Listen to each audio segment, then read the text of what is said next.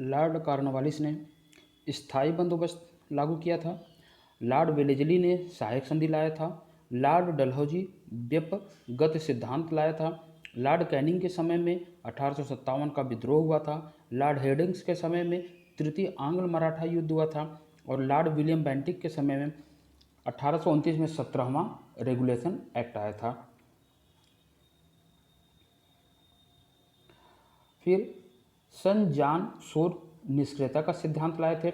Lord Ellenborough Sindh विजय, Lord Dalhousie Awadh का विलय और लॉर्ड वेलेजली चतुर्थ आंग्ल मैसूर युद्ध। लॉर्ड डलहौजी अवध का विलीनीकरण किया था। लॉर्ड डफरिन ने भारतीय राष्ट्रीय कांग्रेस के स्थापना के समय थे। Lord William Bentinck chartered act 1833 को पारित किए थे।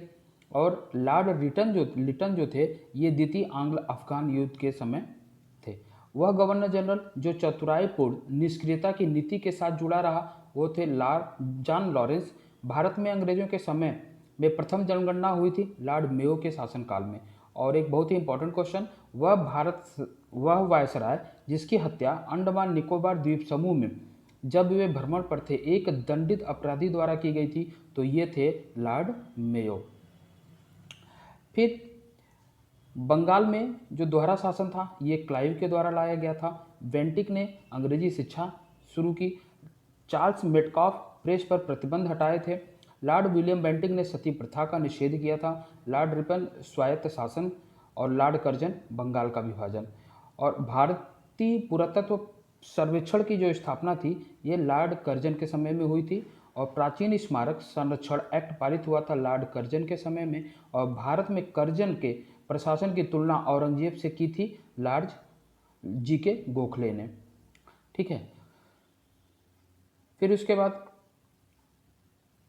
भारत में एकमात्र यहूदी वायसराय जो थे ये थे लॉर्ड रीडिंग।